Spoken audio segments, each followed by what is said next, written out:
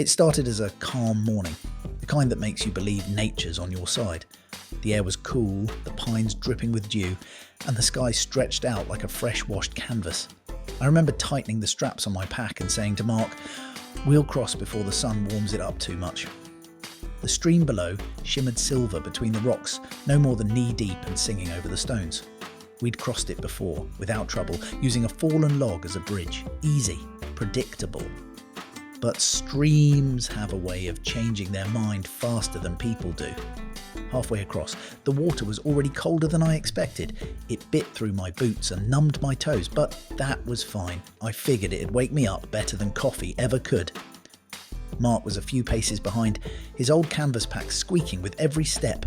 The first warning came as a low growl downstream, like distant thunder. But there wasn't a cloud in the sky. Then the water around my knees swirled, picked up grit and began to climb. Just a few inches, then a few more. I turned to shout something to Mark, but he was already looking past me, eyes wide.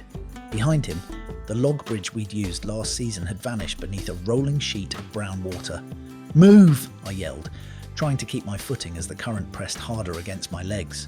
We weren't in any real danger yet, but that could change fast. Streams in these hills rise quick when mountain snow melts upstream or when a hidden storm dumps its load miles away. You never hear the rain, just the river swelling out of nowhere, hungry and loud. I was 2 steps from the far bank when I felt the tug. My pack shifted, lightened suddenly, and I knew before I turned what had happened. Mark's pack, his brand new one with the bright red waterproof lining, was drifting away, spinning lazily in the current like it had made up its mind to see the world on its own. For a second, we just stared at it, both of us, frozen midstream. Then instinct kicked in. Mark lunged forward, splashing into deeper water, and I shouted for him to stop, but the roar of the rising stream swallowed my voice whole. Mark didn't even hesitate. He plunged in after the pack like it was a child drifting away. The water, which had been mid-thigh a moment ago, was now up to his waist, and it moved with that deceptive smoothness that hides its strength. I scrambled up the opposite bank, boots slipping on wet moss, shouting his name as I ran along the shore. The red pack bobbed ahead of him, catching on branches for a heartbeat, before spinning free again. Every time it snagged, he got close enough to think he could reach it, only for it to twist away, taunting him. The air had gone thick and heavy, the kind that smells of wet stone and pine sap. I could hear the river growing louder by the minute, a sound that fills your chest until your heartbeat starts to sync with it. I stumbled over a root and went down hard, catching myself on my hands. When I looked up, Mark was already 30 yards downstream, his shoulders hunched, fighting the pull of the current. "Leave it!" I shouted. "It's gone!" He didn't even turn. I knew why. Inside that pack were the stove, the maps, and most of our food for the weekend. Losing it meant we'd be eating cold oats and guessing our way out. But still, I could see what the water was doing, the power behind that muddy surge. One wrong step, one slip, and the river would take more than just our gear. I sprinted ahead along the bank, trying to find a place where the water curved back toward shore. The forest thinned there, the bank dropping steep into a gravel bar that jutted like a grey tongue into the flow. The red pack was spinning toward it. Maybe, just maybe, it would catch there. I waved and yelled, pointing, but Mark was already staggering in that direction, chest deep now, his face a mask of effort. When he reached the gravel bar, he lunged forward and grabbed the pack strap. For a breath, he had it. Fingers clenched white around the webbing. Then the current twisted, yanking the pack sideways. It spun him off balance and he went under, swallowed whole by the brown water. My stomach dropped. I tore down the bank, yelling his name until my throat went raw. The water boiled near the bend. Then a hand broke the surface, flailing for grip. He surfaced, gasping, clutching the red pack like a lifeline. He'd come up just below the gravel bar, where the water funneled between 2 fallen pines. He was stuck in the current, half floating, half fighting. I threw myself onto the gravel and crawled toward the edge, shouting for him to grab a branch. He reached, missed once, then caught hold of a root jutting from the bank. Inch by inch, he pulled himself closer until I could grab his wrist. His face was pale, soaked, eyes wild but alive. We hauled him up together, collapsing side by side on the stones, while the rescued pack lay dripping between us. The two of us just lay there, panting, listening to the angry rush of the stream that had nearly taken both man and gear. Mark finally let out a shaky laugh and said, "Well, at least it floats." I didn't laugh, not yet, because the water was still rising and our trail back crossed that same river. We sat there for a long time, letting the adrenaline fade. The red pack lay beside us like a rescued dog, dripping and muddy but intact. When I finally got to my feet, the river had swollen even more. The log we'd used as a crossing point was completely gone now. Only the tips of a few branches showed where it used to rest. The far bank, the one we'd started from, looked farther away than it should have, like the river had grown wider while we caught our breath. "Well," Mark said, wringing out his sleeves, "I guess that's our route back." "Not unless you plan on swimming it," I said. "She's still rising." We followed the bank upstream, hoping for a Bayarste, shallower spot.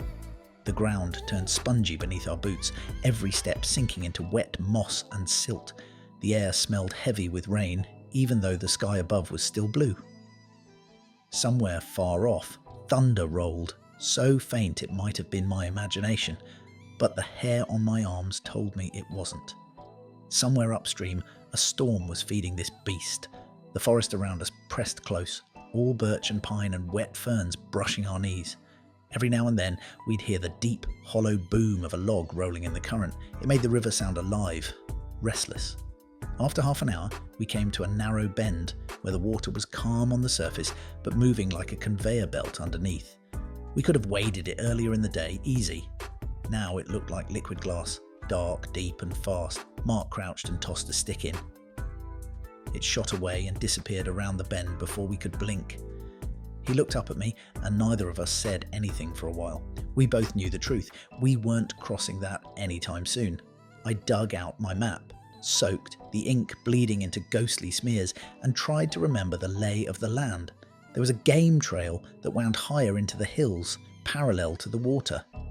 If we followed it, maybe we'd find a bridge, or at least a narrower crossing where the current slowed. The sun had already started to drop, slanting gold light through the trees. Mark sighed, hoisted his pack and said, "Lead on, Captain." We pushed into the woods, the ground rising beneath our boots.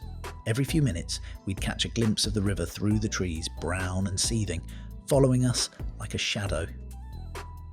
The forest grew quiet, except for the occasional drip from the canopy. Even the birds had gone still. When we reached a ridge, we stopped to rest. From up there, we could see the whole valley, the silver ribbon of the river now turned into a churning brown snake twisting through the trees. Our campsite, on the far side, was just visible through the foliage, the corner of a blue tarp, snapping in the wind. "Guess we're not getting back tonight," I said quietly. Mark gave a short laugh. "Good thing you saved the food." I managed to smile, but truth be told, I was already thinking ahead. If the river kept rising through the night, it might take the whole campsite with it. Our tents, gear, maybe even the canoe we'd left tied to a tree. We'd have to make camp here, high and dry, and pray the storm upstream didn't decide to move our way next. So we found a flat patch under a cluster of firs, cleared away the pine needles and started a fire while the evening light faded. The flames snapped and hissed as we boiled water and shared a quiet meal of soup and jerky. Across the valley, lightning flickered somewhere over the distant peaks. "Tomorrow," I said, watching the sparks rise into the dark, "we'll find a way back." Mark poked at the fire and muttered, "Let's just hope there's something left to go back to." The wind shifted then, carrying the smell of wet earth and rain. I looked up through the trees and saw the first flickers of lightning reflected on the river below, brighter now, closer. The first drops came just after dark. Slow, heavy ones that splattered against the tarp like thrown pebbles. I was still half awake, lying on my side with my back to the fire's fading glow, when the wind began to thread its way through the trees. The sound of the river, already a steady roar, deepened into something that filled the whole valley. You could feel it, a low vibration running through the ground like the pulse of some enormous creature waking from sleep. Mark stirred beside me. "That storm's coming fast," he murmured. Before I could answer, the rain came in earnest, sheets of it, rattling through the canopy, pounding the ground so hard the air turned to mist. We scrambled to shore up the tarp, tightening guy lines, digging shallow trenches with our boot heels to divert the water away. The fire was gone within minutes, drowned under the downpour. Lightning split the sky, blue-white, sharp enough to etch the world into momentary stillness. And for an instant I saw the river below, wide as a lake now, boiling and white-capped. We huddled under the tarp, soaked to the bone. There wasn't much to do, but wait and hope the hill held. Every few minutes, thunder rolled overhead, shaking the ground, followed by the rush of wind that bent the trees and sent cold rain under our shelter. Mark tried to lighten the mood. "You ever notice," he said, shouting over the noise, "how every simple trip we plan turns into survival training?" I managed a grin, but it felt hollow. The sound of the river had changed again. Less a rush now, more a deep, rolling crash, like waves hitting a cliff. Somewhere out there, a tree gave way with a sharp crack and tumbled into the current. The noise of it being swept downstream was swallowed by the storm. An hour later, the lightning moved off toward the east, but the rain kept coming. The tarp sagged under the weight of water, and I pushed it up every so often to dump the pooled rain onto the ground. The forest smelled like crushed pine and wet soil, raw and clean, but heavy too, like the earth itself was breathing hard. At some point in the small hours, exhaustion won out. I drifted in and out of sleep, listening to the endless drumming of rain and the roar of the swollen river below. When I woke again, it was to silence. Thick, uncanny silence, the kind that comes after a storm when the world holds its breath. Mark was already up, crouched near the edge of the ridge, staring down. I joined him, heart thumping, and what I saw stopped me cold. The river had jumped its banks overnight. It wasn't a ribbon anymore, but a wide brown expanse swallowing half the valley floor. The gravel bar, where we'd sat only yesterday, was gone, completely under. Our campsite, the little blue tarp we'd seen from up here the evening before, was nowhere to be found. Just water, logs, and debris tumbling past where the fire ring used to be. Mark let out a low whistle. "Well," he said softly, "there's your answer." For a while, neither of us spoke. The forest steamed in the early light, and mist clung to the trees like smoke from an unseen fire. Everything was washed clean, quiet, and eerily still. But beneath it all came that deep, relentless sound of the river moving on, swollen with the night's rain, unstoppable. We'd made it through the storm, but looking down at what had been our camp, I knew we weren't out of trouble yet, not by a long shot. The river had cut us off completely. Morning came slow and grey, the kind of light that feels filtered through wool. The air was damp and heavy, every sound muffled, but for the endless rush of the river below. We packed in silence, moving slower than usual, some part of us both hoping the water would magically shrink back down if we stalled long enough. But when we reached the edge of the ridge, it was clear that hope was wasted. The river was still high, thick with mud, carrying branches and whole tree trunks down in its swirling grip. There was no question of crossing where we'd come from.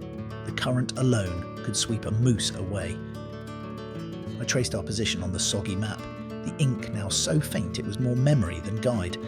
The only option left was to follow the ridge north, where it curved toward a shallower fork.